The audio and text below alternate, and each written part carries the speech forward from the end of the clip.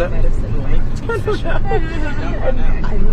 out here, you're always fishing, man. It was a layer, and I was like, that was kind of They came out. like, I didn't think that they could do it. Yeah. But I was just, I think she read it last time. I was like, You're not out there to fish, you know? yeah. So that's what I was like, oh my god. Why did I say that? They like right outside the residence. Yeah. And I was like, shit, I did not mean for me. And then she lost like 2 minutes later, and I was like, yikes. Take care.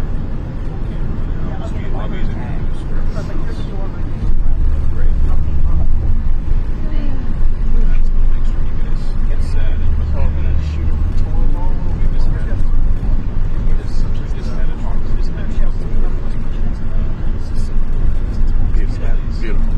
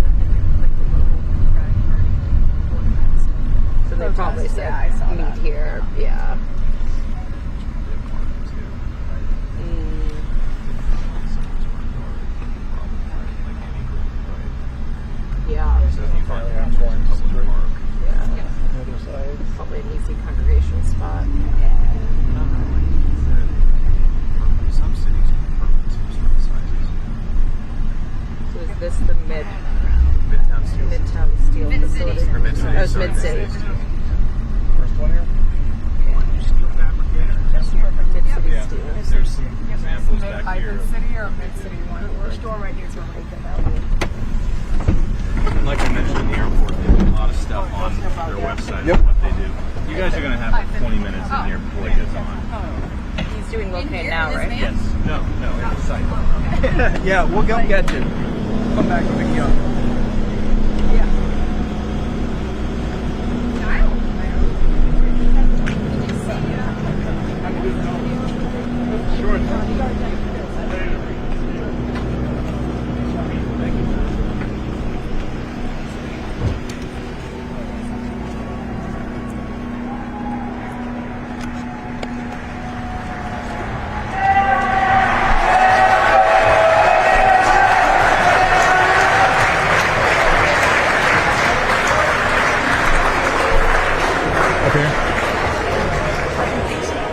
you have more space for this?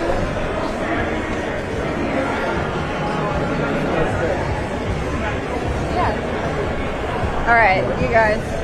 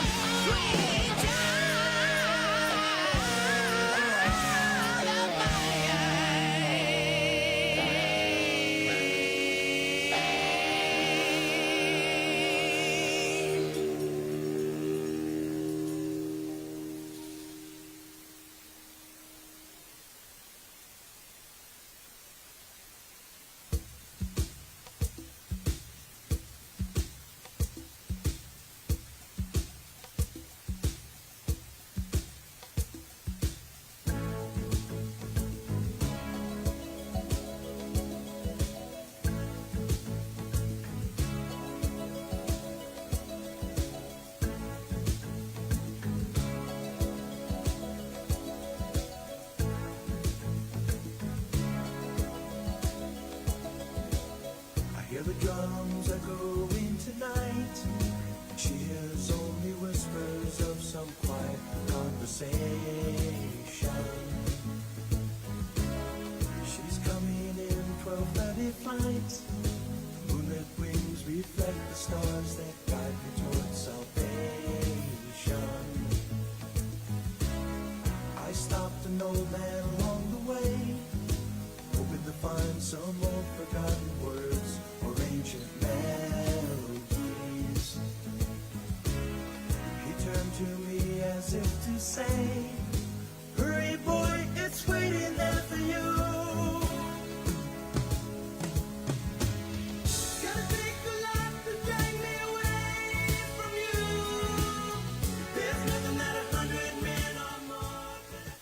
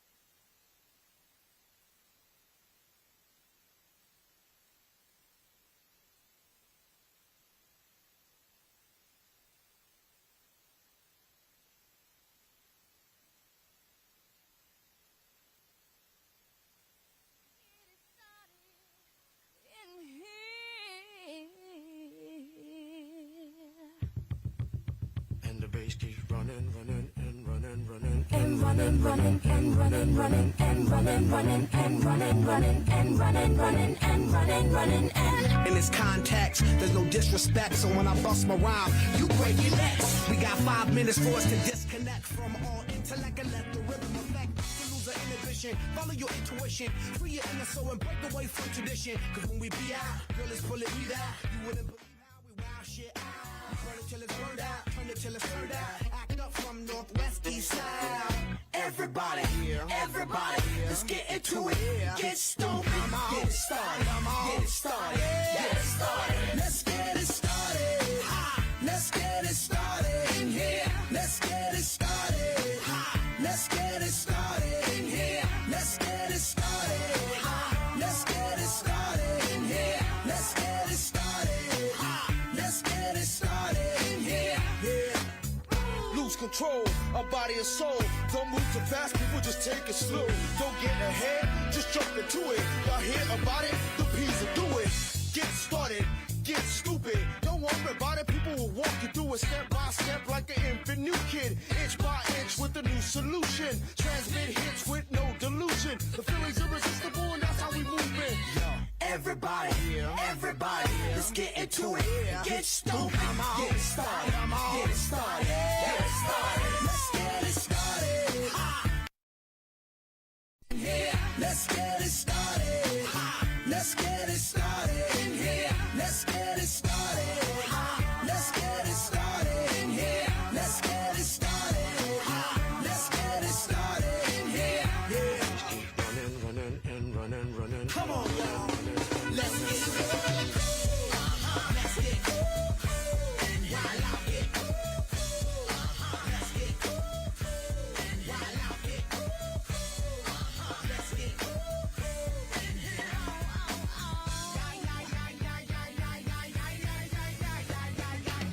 Let's get ill, that's the deal. Applicator will bring the bug dot drill. Lose your mind, this is the time. Your can't stand still, twist and bang your spine. Bob your head like me, Apple D. Up inside your club or in your Bentley. Get messy, loud and sick. Your mind fast, no more on another head trip. So come them now, do not correct it. Let's get ignorant, let's get hectic. Everybody, everybody, let's get into it. Get stupid, get it started, get it started, get it started. Let's get it started. Let's get it started in here. Let's get it started. Let's get it started in here. Let's get it started. Let's get it started in here. Let's get it started. Let's get it started in here.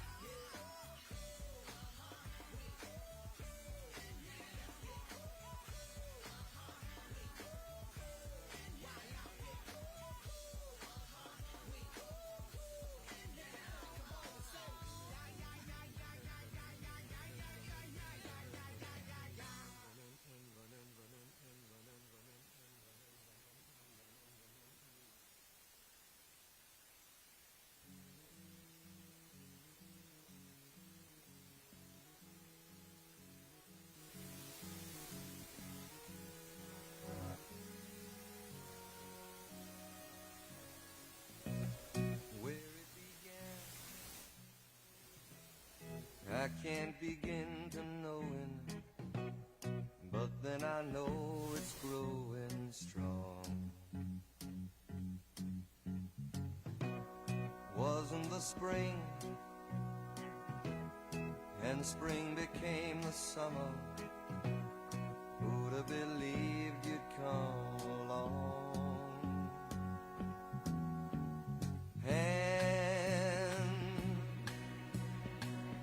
Touching hands, reaching out, touching me, touching you. Sweet Caroline, good times never seem so good. I've been inclined to believe there never was, but now I look at the night Ladies and gentlemen, please welcome to the stage Secretary of the Interior, Doug Burgum. He's got the red, white, blue, blind high on the farm. Semper Fi tattoo on his left arm. Spend a little more in the store for a tag. In the back it says USA. He won't buy nothing and he can't fix. With WD-40 and a Craftsman wrench, he ain't prejudiced. He's just made in America. Well, good afternoon, La Crosse. We're so honored to be here with you today, and I want to begin with gratitude for each of you that are in attendance, because we know you're here because you support this country, you support the working families of this country, and you support companies like Mid-City Steel. I also want to give a shout out to the incredible team, the tough job team right behind me over here. You guys.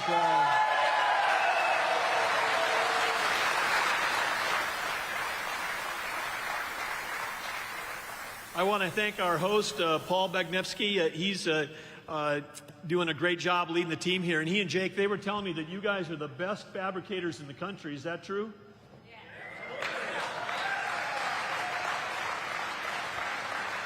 Yeah. Classic Midwest. You're the best in the country. And then they nod like this. Yep. I'm from North Dakota. I get that whole thing, like where people are they're the most talented in the world, but they're also super humble. But what a fantastic group to be here. Great to be back in Wisconsin. I grew up in a town of 300 people in North Dakota, about 6.5 hours northwest of here. So great coming south, where it's nice and warm in the wintertime, here to Wisconsin. But I had aunt and uncle that lived in Ripon. I had cousins that are still living up in Bayfield. Beautiful state we have here. And because La Crosse is right on the border of Minnesota, I grew up not far in this little town, not far from the other border of Minnesota, on the other side, on the Red River, not the Mississippi River. So I have to ask, I know this is a dangerous question, but are there any Vikings fans in this entire room? Okay, all right, okay. I was talking to JD backstage, and I said, I think I may be able to get 2 or 3 hands. Courageous Vikings fans. Those of us that have been traumatized by 4 Super Bowl losses. Unlike you Packer fans, win. All you guys just winning.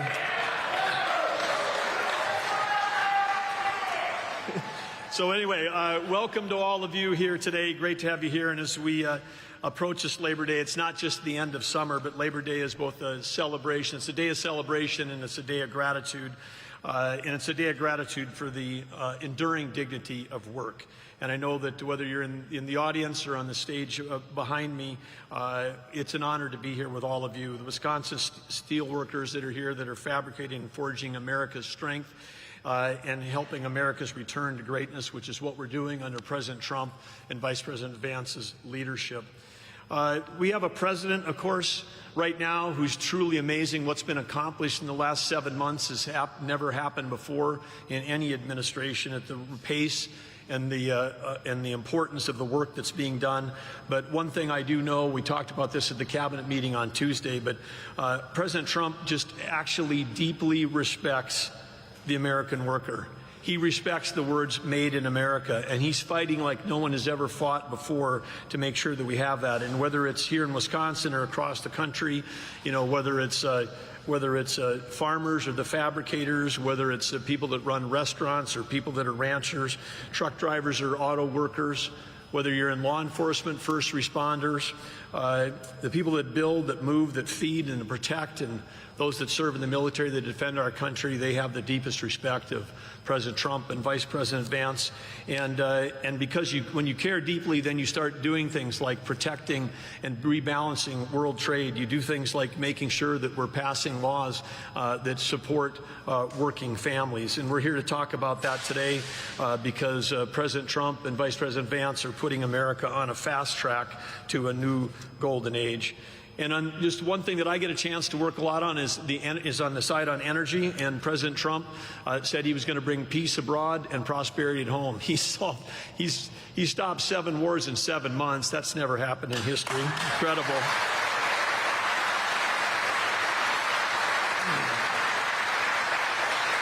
Just incredible. And he set out that he didn't just want energy independence, he wanted energy dominance, President Trump did, because with energy dominance, that means we can sell energy to our friends and allies as opposed to them having to buy it from our adversaries. When they buy energy from our adversaries, that's what they were using to fund those wars against our friends and allies. So he understands that energy is at the core of peace abroad. He also understands that low-priced, affordable, reliable energy is the key to our economy here at home. And he's done everything he can to break the back of inflation and having abundant energy here in America, and he's doing that. And one of the things, he's not only doing that with oil and gas, but he's bringing back the coal industry. And a lot of people don't understand. We were sitting here in this fabulous place where we fabricate these amazing things like this pedestrian bridge to my left here that these guys are building, complicated, high-quality stuff. And by the way, I should tell you guys, Paul and Jake told me that the shop is always this clean, right? It's like every day. You could come in here every day, it would look just like this, not just on days like this. But these guys are doing incredible work. But you need metallurgical coal. Metallurgical coal produces coke. Without coke, we don't have steel. So President Trump, we cannot shut down. If you shut down the coal industry, you not only stop affordable electricity in this country, you also shut down the steel industry. And we're bringing back the steel industry. We're bringing back the shipbuilding industry. We're bringing back manufacturing in the United States.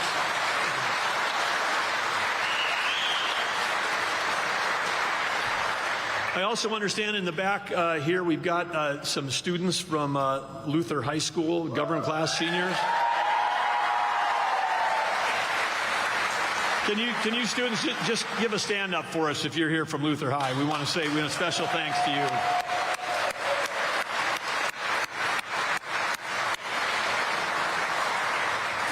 There's our future right there, and I was so excited to see that your team name was the Knights, because the little town I grew up in, North Dakota, is named Arthur. We were also the Knights, and I like to stress that it was Knights with a K, not just with an N. Okay, because we had some Arthur Knights with an N too, but anyway, the Luther High School Knights. But anyway, you guys are here, government class. Appreciate you being here. Thanks to your teachers, your leaders, and others, your parents that got you here for this important day. But whether you're just out of high school or whether you're working family across Wisconsin, you can rest assured that we got a president and a vice president that are fighting every day to make sure that we've got opportunities. And for those of you that are entering, leaving high school soon, you can know this country is going to be ready to support you, whether it's college, whether it's trade school, whether it's the workforce, whether it's being an entrepreneur, like the people that started this business back in 1972, or whether it's the military. There's great careers awaiting in this country. And in the last 7 months, there have been 2.5 million jobs created under the Trump administration that are filled by people that are Americans. So.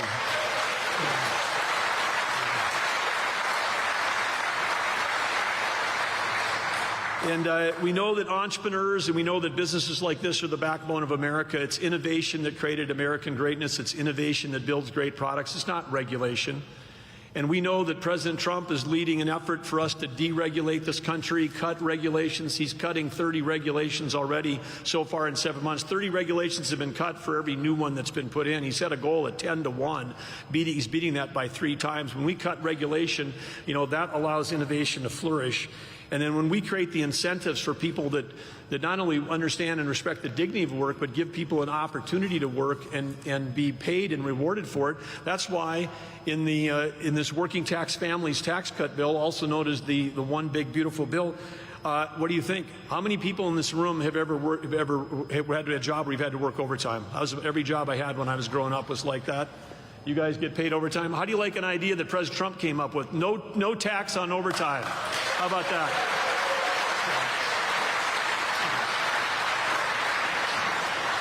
And there's 100 great things in that bill. The Vice President's going to talk about it, but I'll just mention one more. And 100% accelerated depreciation. Not everybody's an accountant, but if you can deduct the cost of buying new equipment on the day that you buy it from your income, that reduces the cost of that equipment.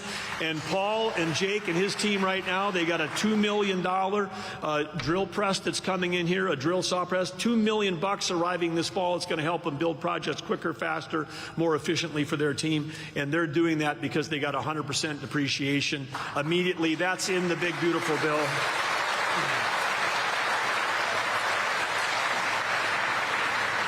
And I just want to say one thing. It's just interesting in the world we're in. If you voted for that bill, you voted for lower taxes for working families. If you voted against that bill, if you voted no, then all the tax cuts before were going to go away, and the tax increases were automatically going to happen.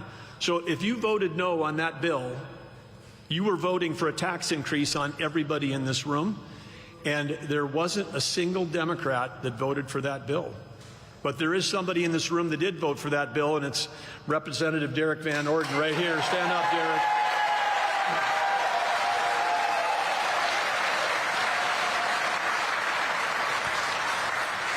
And if any of you are taking care of aging parents, any of you that know people that are seniors, I'll say that because you all look pretty young to me out there. But anyway, if you know anybody that's on Social Security, 1.1 million senior citizens in Wisconsin are now going to benefit from no taxes on Social Security. So incredible.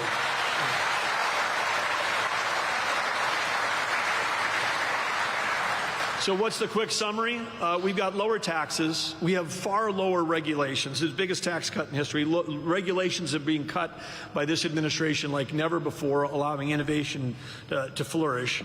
And then you say, okay, well, those two things are great, but what about fresh capital coming into the company? Well, with President Trump leveling the trade field and making it, getting a level playing field for America so we can sell our goods into markets that used to be closed, and for those people that are coming here, they're going to have to pay tariffs to get in. When you do that, there's trillions of dollars. A trillion is 1,000 billion. There's over $5 trillion of committed capital that's coming into this country to build new factories here, because when you build it in America, when it's made in America, there are no tariffs. We've never had the combination of these things happening in my lifetime of lower taxes, way less regulation, support for innovation and entrepreneurs, and record amounts of record capital. These are the policies that are going to restore the American dream for every American, and it's the Trump-Vance administration that's making that happen.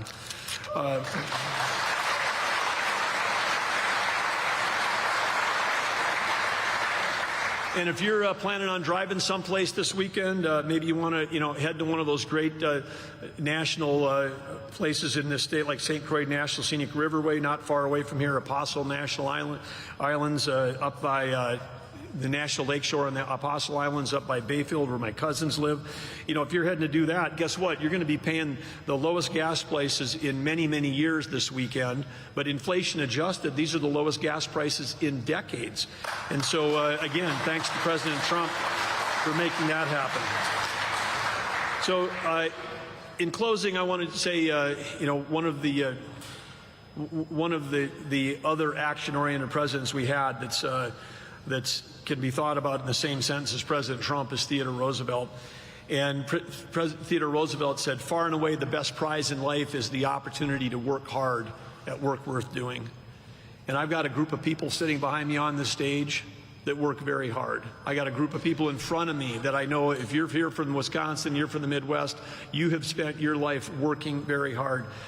All of us then in this room, everybody here, we've all had a chance to grab that prize, that opportunity to work hard at work worth doing. And collectively, at a place like here, like Mid-City Steel, you're doing the hard work that is making America great and making America strong. And you need to know that President Trump personally, Vice President Vance, who's here to tell you how grateful they are for the working families and the working people of this country. So it's my honor right now to introduce someone who served our country in the military, in the Marine Corps. He's served our country in the United States Senate. Now he's fighting for working families as the Vice President of the United States. Please welcome to the stage, J.D. Thank you all. God, we love you all. Thank you all, Wisconsin. It's great to be here. We have a great-looking crowd here. Thank you all. It's the best-looking group of welders and steel men and women I've seen in my entire life, I think. This is a sharp crew. Now, everybody behind me, I was told, volunteered to be there, and so you guys have to clap and cheer at everything that I say, and if not, we're going to have to kick you the hell out of here.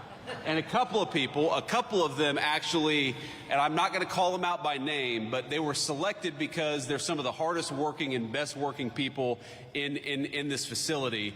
And we just want to say we're proud of you guys, proud of what you do, and proud that the tradition of Wisconsin craftsmanship lives on in this great facility right here today.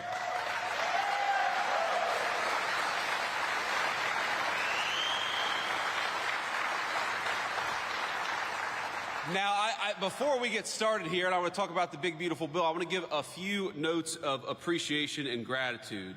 So, first of all, I think this is probably the third or fourth time I've been to La Crosse, Wisconsin. I came here a lot during the campaign. It was always great to be here, and I joked that you all would get sick of me, but I would come back as Vice President of the United States, and I'm proud that I got to keep that promise, thanks to you.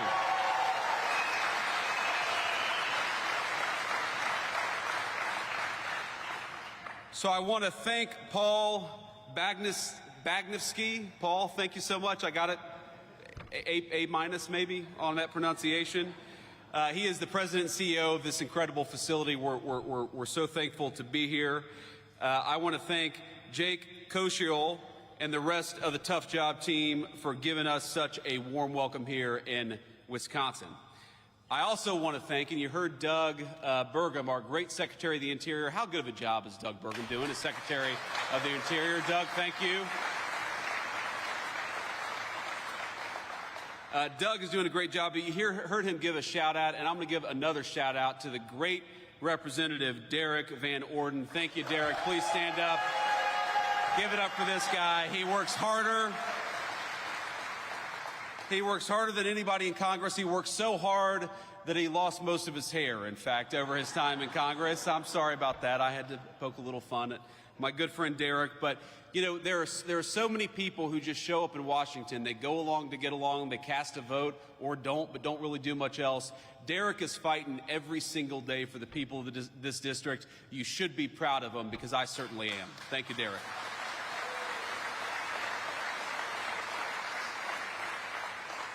And I guess we got the senior class from Luther High School. Where are all the Luther High School students? Where are you all at? Thank you all. Now, have you all started school yet, or are you playing hooky today? You have. Okay, good. Well, I'm glad the Vice President coming to town got you guys out of school a little bit. But let's talk about the future, because these kids are the future. We want to make sure that they have a prosperous American future to grow up in. And let me take you back a little bit to where I grew up in Middletown, Ohio, southwestern Ohio, where my papaw, and the reason I love the welders in particular, is my papaw for 42 years was a union welder at a place called Armco Steel. And when I was growing up, Armco Steel had shed about 80% of the workforce that it had employed when my papaw was working there during its heyday. And unfortunately, it was one of the lucky ones, because a lot of the steel mills lost about 80% of their workforce. A lot of the steel mills didn't exist at all. And I think that what happened is that for those of us who grew up in those factory towns, we were so used to seeing those proud, big, beautiful factories, seeing the night sky lit up with that furnace. We were proud of what our parents and our grandparents made every single day. And of course, they were proud to earn the kind of a job that enabled them to provide us a good life. And what happened? Thanks to a generation of failed politicians and stupid decisions, those factories closed down one by one by one, and many of those proud towns that made us who we are, ladies and gentlemen, those proud towns became ghost towns. Well, not anymore. What the President of the United States was elected on a promise to do was to bring back American manufacturing, to bring back American craftsmanship, and that is exactly what President Donald Trump is doing every single day in Washington.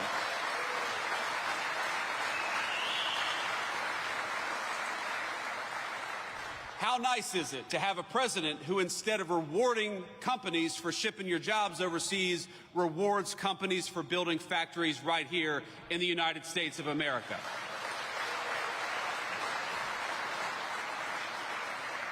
How nice is it to have a president of the United States who, instead of raising your taxes, is cutting your taxes by historic margins every single day, as we just did? For years, American leaders would ask you to work overtime would ask you to spend even more time away from your family, and every hour that you spend at the job, they would reach further and further into your pocket. How nice is it to have a President of the United States who cut taxes on overtime, because we believe that if you spend an extra hour at work, the government ought to keep its hands the hell out of your pocket. Is that right?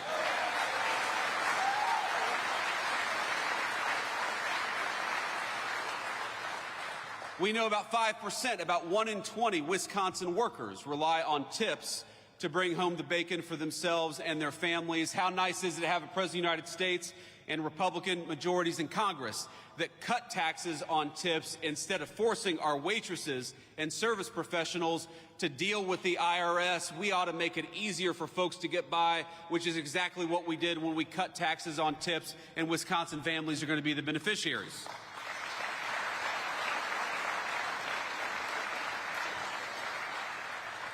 What the working families tax cuts did is very simple, ladies and gentlemen. It let you keep more money in your pocket. It rewarded you for building a business or working at a business right here in the United States of America. It makes it easy for you to take home more of your hard-earned pay, and it makes it easier. If you're an American manufacturer or an American business, it makes it easier for you to build your facility or expand your facility right here in the United States of America.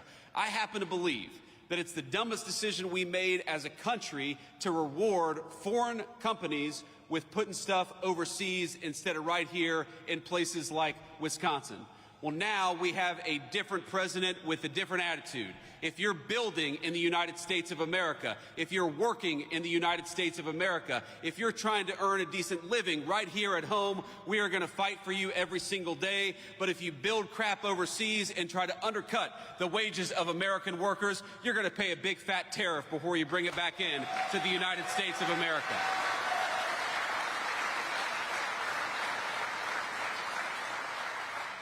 Now, I was talking with a Fox News host earlier, and I'm going to embarrass him a little bit. I'm going to make him stand up and be recognized. You guys know Will Kane. Will, a lot of us watch his show. He's doing a good job. You know, what I told Will earlier is that all these problems are interconnected. Why is it that we allowed these Mexican drug cartels to bring this poisonous fentanyl into our communities? Why is it that so many people lost hope and started taking that fentanyl? Why is it that we had a government that seemed to care more about illegal immigrants than they did about their own citizens? It's all connected, because when they shipped your job overseas in the last administration or in administrations that came before it, what they also did at the same time is they allowed those cartels to come in to our country and take advantage of our communities. So what the working class families tax cut does is, yes, it gives you more take-home pay. Yes, it cuts taxes on overtime. Yes, it cuts taxes on tips. But it also gives our incredible law enforcement over $100 billion to get those drug cartels the hell out of our country once and for all.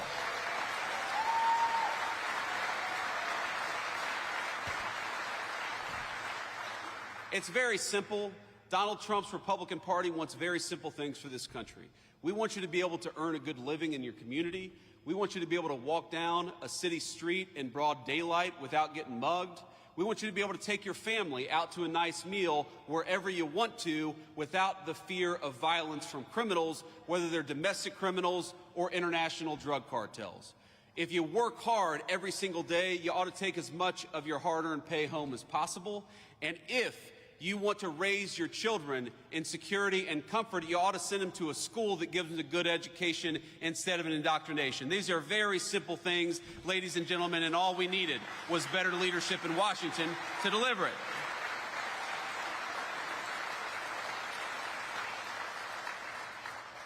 Now, Representative Van Orden will tell you this, but if you didn't know, that it turned out that we didn't get a single Democrat vote for cutting taxes on tips, cutting taxes on overtime, or increasing the child tax credit.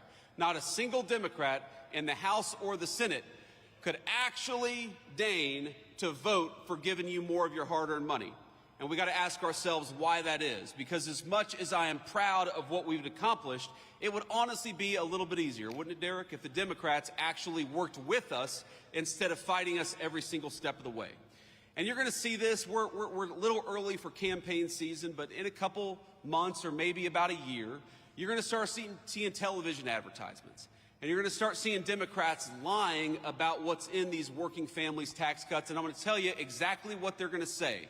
They're going to tell you that this bill, which gives you more of your hard-earned money, that they opposed it, not because they want to raise your taxes, and they do, but because they're worried about your health care. They are so worried about your health care, in fact, that they want to give more and more of your health care to illegal immigrants. And that's exactly why they voted against this bill. I know we have this beautiful high school class back there. And I'll give you, just from a vice president to the high school seniors, I'll give you guys just a little bit of relationship advice from a man who's been happily married for 11 years. Find yourself somebody who loves you as much as national Democrats love giving health care benefits to illegal aliens. That's my advice for you. Because it is, as far as I can tell, it is, as far as I can tell, the reason why the National Democratic Party exists. Do you know that this bill makes tens of billions of dollars in investments in our rural health care infrastructure, which was falling apart under the last administration?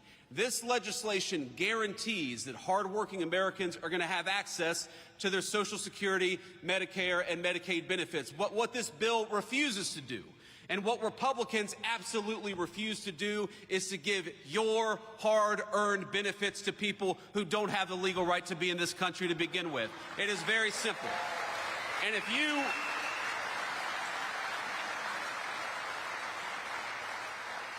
if you want to protect the people's benefits, if you want to protect rural health care, if you want to make sure that whether you live in a big city or a small town, you have the ability to go and see a doctor, and that is exactly what we want to do, then the first thing you ought to be doing is making sure that the people who get federal health care benefits actually have the right to be in this country in the first place. That is the first and most important step.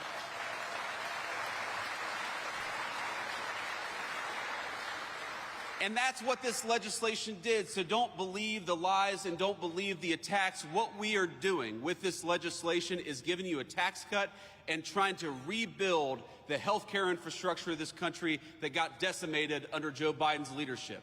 But what we are also doing, in order to preserve the benefits that you've paid into for your entire lives, is making sure those benefits only go to our fellow American citizens and not to people who ought to go back to their home country because they're here in this country illegally. It's very simple. And think about this. Think about the math, ladies and gentlemen. You cannot have these health care benefits if you allow tens of millions of people into this country who have no legal right to be here and give them those benefits. We were on the freight train to bankruptcy under Joe Biden's leadership because we had a Democratic Party that didn't care enough about this country to actually enforce our borders. And it's that simple. And so when I see the Democrats, I got to be honest with you, it makes me a little bit angry. When I see Democrats fighting against cutting your taxes and saying it's about health care, it's not about health care for you, it's about health care for illegal aliens. And we happen to believe in a different principle. You ought to keep more of your hard-earned money. That if you work overtime, you ought to be rewarded for it. And that when you pay into the federal system, you receive those benefits and not anybody who didn't pay into them to begin with. So,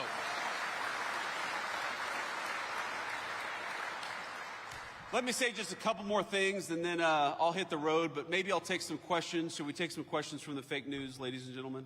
Would that be fun? Okay, we can do that too, but we'll try to focus on the local Wisconsin reporters first, because I know that they're not fake news, right? We got good local reporters here in Wisconsin?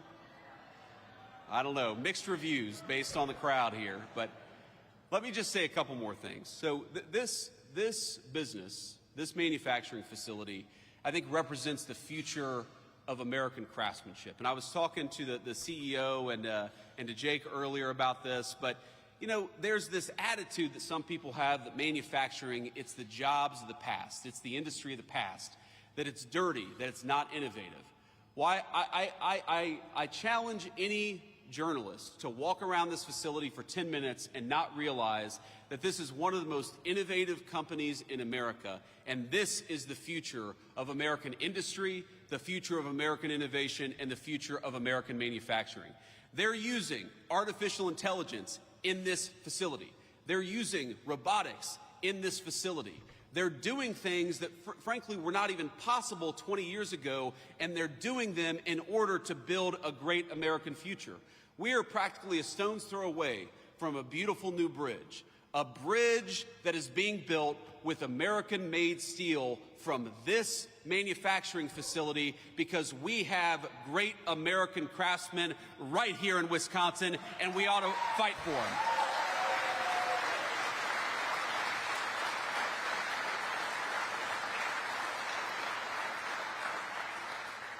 And I know the people out in the crowd, the people standing behind me, there are stories of proud work being done every single day. There are stories of a good wage being earned that allows these folks to support their families.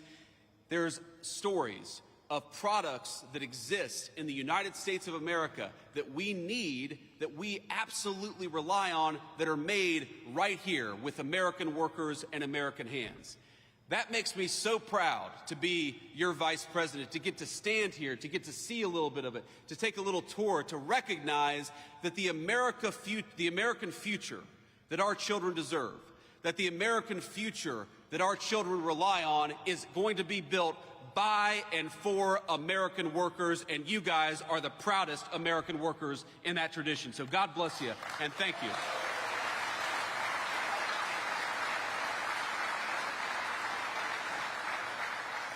And these guys, they're proud of what they do. They're doing something amazing. They're doing something that can't be done almost anywhere else in the world. They're earning a good wage in the process. This is what makes America great. And I love my papa. I said he was a union welder for 42 years. He was a proud man. He was a hard-working man. But my papa, before he died, he used to tell me that, you know, he didn't know that American manufacturing was going to be as strong in the future as it was in his time. And again, I love my papa, but I think that's the wrong attitude. American manufacturing must be as strong in the future, or America's future will not exist without it. Do you think that our kids are going to have a future if we rely on foreign countries to make everything that we need? Do you think we're going to have a future if the pharmaceuticals that we put into the bodies of our children are made by a foreign adversary? Do you think we have a future if we can't even drive over a bridge without asking permission from some foreign country? That is no way to build a future. The way to build a future is with American workers, and I'm proud that in Wisconsin that's exactly what we're doing. So God bless you all.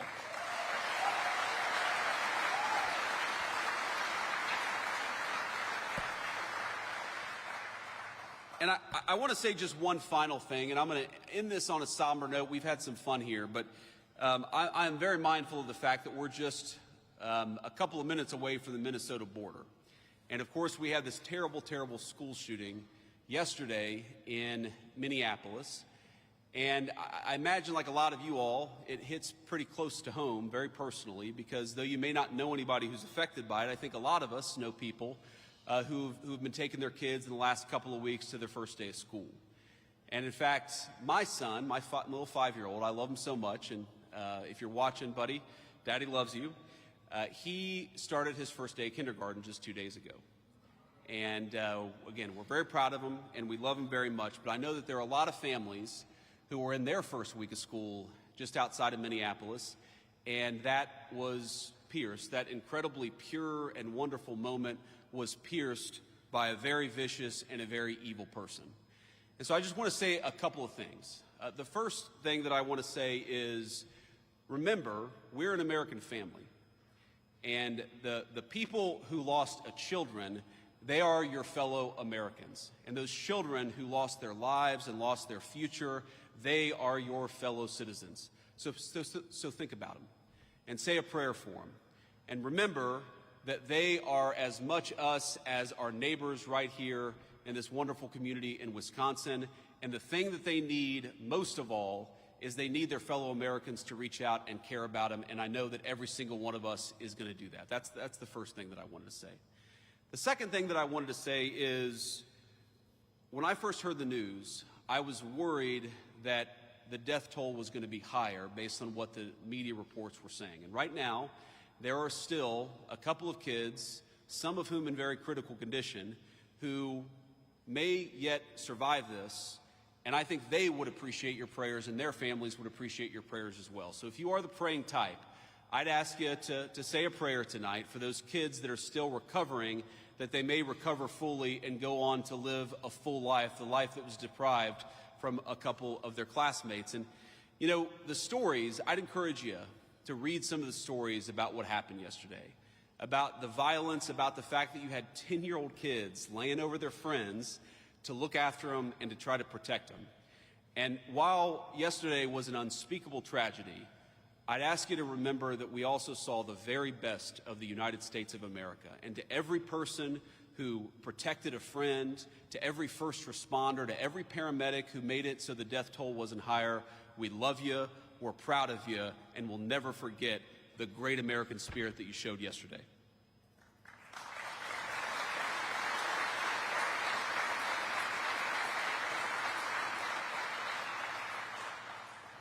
And on that note, there's going to be time for politics, and there's going to be a time to figure out how to prevent this stuff from happening, how to make these shootings less common in our country. And I'm not going to speak about that now, but I would encourage you, the First Lady, Melania, who really has a very big heart for children, obviously as a mother herself, she put out a statement earlier today that I think is really worth taking a look at, because this happens too much in our country. And if you look, we really do have, I think, a mental health crisis in the United States of America. We take way more psychiatric medication than any other nation on earth, and I think it's time for us to start asking some very hard questions about the root causes of this violence. And I'm going to be part of that, and the First Lady and the President are going to be part of that, but that's going to be an American conversation that we're going to have together. But before we have that conversation, if you are the praying type, I would ask you to join me in prayer. I'm just going to say a prayer for the two little kids who lost their lives yesterday. And this is a prayer we say a lot in my church, and I've always found it very meaningful. It's very short. But eternal rest grant unto them, O Lord, and let perpetual light shine upon them. May the souls of all the faithful departed, through the mercy of God, rest in peace. Amen. Thank you all. Now, with that, I will take some questions from the reporters, but again, thank you all for having me, and thank you all for indulging that moment. I think it's important for our fellow Americans to know that we're reaching our arms around them, and we love them, and you guys gave me the opportunity to do that, and so I'm grateful for it. God bless you. Questions?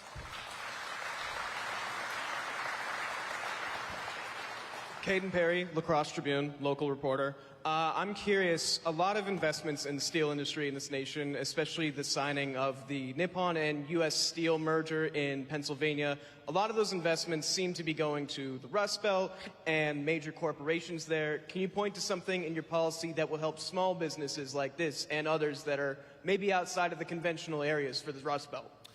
Yeah, so first of all, by ensuring that facilities like this have access to great American-made steel, we make sure they're never going to get cut off. And I talked to the CEO about this earlier. We make sure that they're always going to have the supplies necessary to do the business that they need to do. And that's a very important thing, because as we learned during the COVID pandemic, when you rely on foreign countries to make your critical supply, sometimes those foreign countries don't work. You can't depend on them. We can depend on our fellow Americans, and that's why it's so important, big corporation and small, to bring this stuff back to the United States. But you ask, what is going to help this small business? Well, first of all, the workers here, when they work an overtime shift, are not going to have to pay taxes on those overtime hours. That's going to help the workers and consequently the business right here in this facility. But also, you heard Secretary Burgum talk about this earlier. When a plant like this makes a big investment, we want to make that pay in the tax code. We don't want to penalize them for investing in American workers and American production. And the working families tax cut, you know what it does? It completely accelerates depreciation, so that when they make a big investment, when they buy a big amount, when they buy a big new facility or they buy a big new piece of equipment, they can immediately benefit from that in the tax code. And it's such a reversal from what we've had in this country for 40, 50 years, where we would penalize companies in the tax code for building and making in the United States of America. Under President Trump's leadership, we're rewarding companies in the tax code for building and making right here at home. Next question. Good afternoon. Charles Benson with TMJ4 out of Milwaukee. As you know, the President this week signed an executive order around the National Guard. And so I'm curious if you can give us some more detail on that, wanting the National Guard members to be available for rapid mobilization and establish a quick reaction force. My question would be, would that quick reaction force be deployed to help with day-to-day police work, and would a governor, like the governor of Wisconsin, have the option to say no to any deployment nationwide? Well, let me say a few things about this. First of all, the principle at stake here is very simple. Americans ought to feel safe on American streets. How many of us...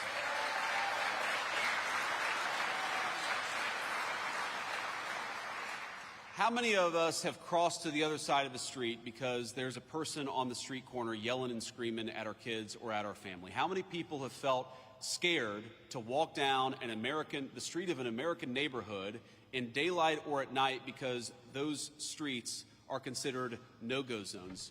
How ridiculous is it that we ever let there be no-go zones on streets paid for by American taxpayers? You bought those streets. You ought to be able to enjoy them as American citizens. It's very, very simple.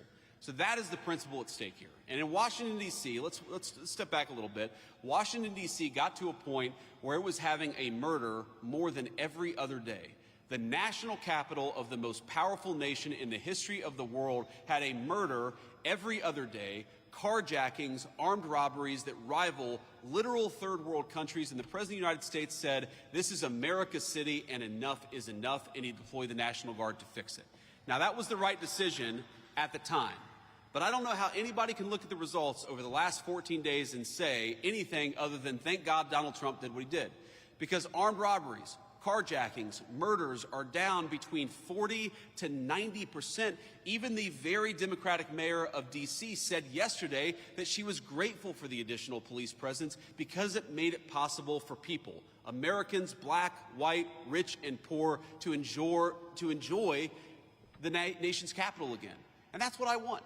I mean, all of you, Washington, D.C. is your town. You literally built it with your tax dollars. You should be able to come and go to one of these beautiful museums or see one of these incredible monuments without fear that you're going to get mugged. And that's what we have changed in just a short period of time. And you asked the Wisconsin-specific question. What the president has said is that, very simply, we want governors and mayors to ask for the help. The President of the United States is not going out there forcing this on anybody, though we do think that we have the legal right to clean up America's streets if we want to. But what the President has said is very simply is, why don't you invite us in? Is Milwaukee a super safe city right now? It's had some crime problems. It's a beautiful city. There are a lot of beautiful, incredible, hardworking people who live there, but let's be honest, Milwaukee has had some crime problems. So have other parts of our community. Chicago, I know we're not too far from Chicago. Chicago's had a lot of crime problems. Why is it that you have mayors and governors who are angrier about Donald Trump offering to help them than they are about the fact that their own residents are being carjacked and murdered in the streets? It doesn't make an ounce of sense. And the last...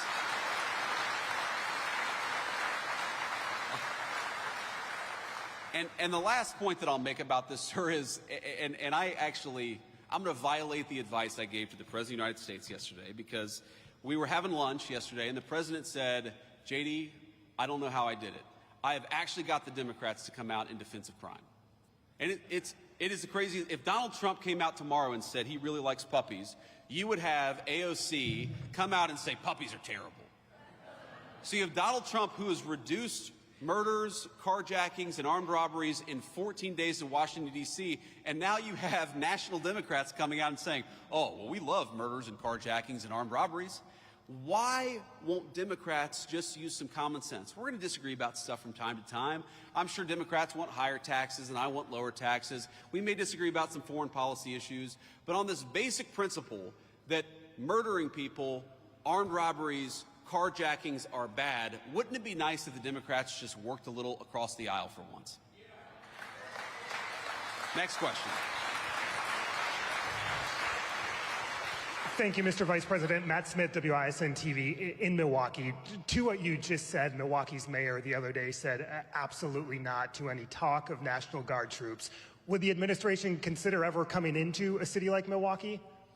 Well, again, we want to be invited into Milwaukee. We want to help people. We want to help our fellow citizens. And we think that if you look at the crime rates, if you look at the murders in Milwaukee, if you look at certain neighborhoods where people are unafraid to go out even in the middle of the day, we would love to come and help the people of Milwaukee. But the President of the United States has said he wants to be asked.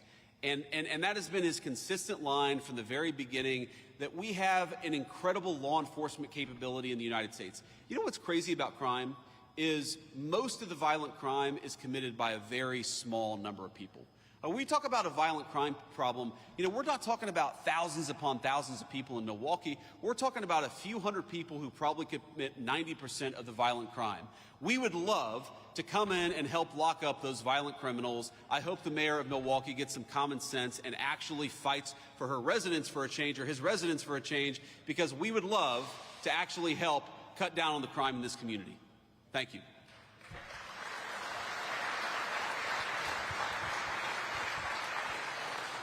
Good afternoon, Anthony DeBruzzi, Spectrum News, Wisconsin. Sticking with Milwaukee, but a little different.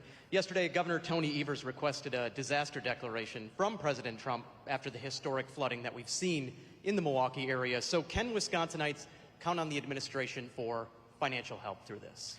Yeah, so obviously, look, we want to help people, we want to help our fellow citizens, and I know that Wisconsin has suffered some serious problems. I have not talked to the President of the United States. I'm not even sure that he's aware yet that the governor has issued that disaster declaration, but I will take that back to Washington, D.C. and make sure we respond to it promptly. Thank you, sir.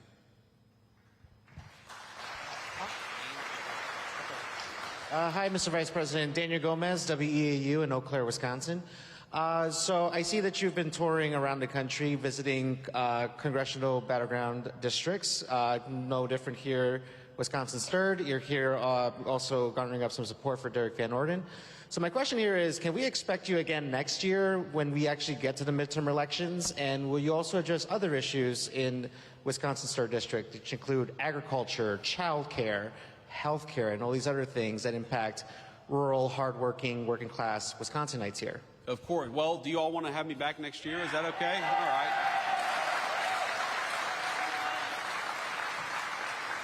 Look, so long as the people of the 3rd District will have me, yes, I will keep on coming back and keep on talking about the issues that matter.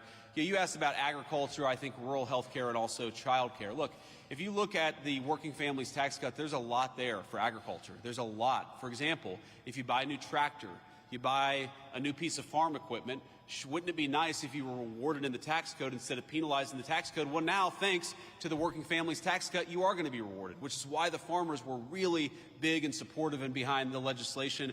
We had such great support from our farming community in Wisconsin and all over the country for this legislation, I think in part because it does a lot for our farmers. You asked about health care. Look, rural health care in this country is in bad shape. It was left in bad shape by the previous administration, and this legislation, the Working Families Tax Cut, has got tens of billions of dollars to shore up our rural health care system. It is so unusual to hear Democrats say this is going to be bad for health care when we're spending billions of dollars to try to fix some of the rural health care problems in our country. And by the way, has anybody been awake for the last 4 years? Any of these national Democrats? How was the rural health care system doing under Joe Biden when you had hospitals and clinics closing at a record and alarming rate? We're trying to fix that. We want people to be able to access to health care, but we want American citizens to be able to access health care, and that's what makes us different from the National Democrat Party.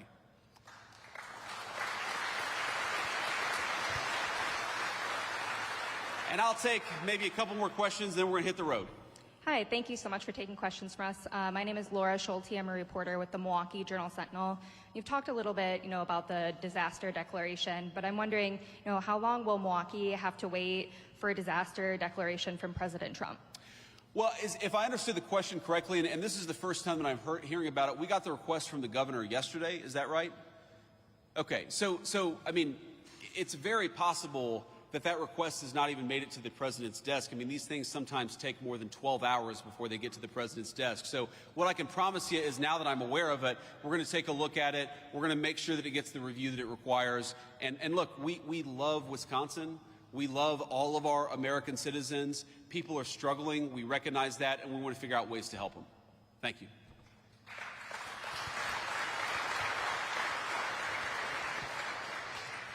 Mr. Vice President, Adam Roberts, News Radio WTMJ, also out of Milwaukee. A follow-up to that question as well. I know that you still have time to make this decision, but can you explain why President Trump or yourself did not tour the southeast Wisconsin area like was done in Texas after their historic flooding? Yeah, I can give you a very simple answer to that question is, if you remember the Texas flooding, the president did not show up until he felt like he could provide comfort and aid to some of the grieving families, but not actually be a huge distraction for law enforcement. I mean, look, it is a reality of the world that when the president or the vice president of the United States show up, there are a lot of Secret Service, there's a lot of local law enforcement. And I remember explicitly being in the Oval Office talking with the president about this. He said, I really want to go to Texas, and I really want to visit with these grieving families, but we can't do it until the local law enforcement says we can support this without affecting the recovery and other efforts. So we would love to visit, we would love to talk to people, but some of this depends on we talk with local law enforcement, and we don't just want to show up for a photo op. We want to show up and actually help, and that's what the President of the United States is focused on. Thank you, sir. And I'll do one more question before we hit the road. Jeff Murdoch, The Washington Times. So there are plenty of people, there are scores of people still in jail that have been pardoned under President Biden's auto pens. Do you think they should be released from prison? Well, I think that there's something weird about this auto pen, which is that you have a guy who even some of his own staff members said did not have the mental faculty to be president of the United States, okay? While at the same time, he allegedly signed a bunch of pardons, which we now know were signed by the auto pen. I think it raises a very difficult question about whether those pardons were actually legitimate in the first place. I mean, think about this. How can you sign a pardon? How can you engage in presidential conduct that's binding if your own staff members are saying, well, this guy wasn't exactly fit to be the president of the United States? So look, I'll let the courts figure this out. As the president of the United States has said, President Trump, we always follow the court orders and we always try to work with the courts. But I think the American people, far more than, whether this pardon is thrown out or that pardon is thrown out by the court, let's step back and ask ourselves, how is it that the American media and senior members of the Democratic Party conspired to hide us from the fact that the President of the United States wasn't fit to do the job?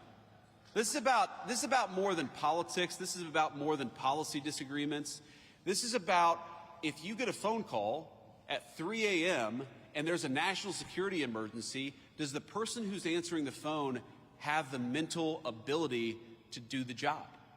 And if the answer is no, then all of us, Democrat, Republican, and Independent, have been defrauded. And I think the Biden presidency is a big, fat example of the American media defrauding the American people.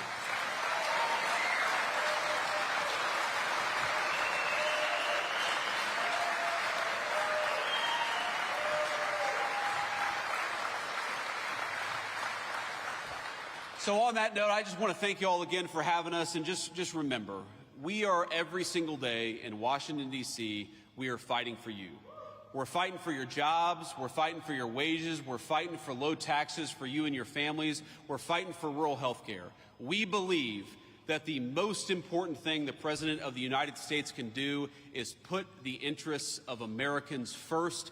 That is what we have done for 7 months, and we'll keep on doing it for the next 3.5 years. God bless you all. Thank you for having me. Hello, Detroit, auto worker, let me thank you for your time. You work a 40-hour week for a living, just to send it on down the line. Hello, Pittsburgh, steel mill worker, let me thank you for your time. You work a 40-hour week for a living, just to send it on down the line. This is for the one who swings the hammer, driving home the nail. For the one behind the counter, ringing up the sale. For the one who fights the fire, the one who brings the mail. For everyone who works behind the scenes, you can see them every morning in the factories and the fields, in the city streets and the quiet country towns, working together like spokes inside a wheel, They keep this country turned.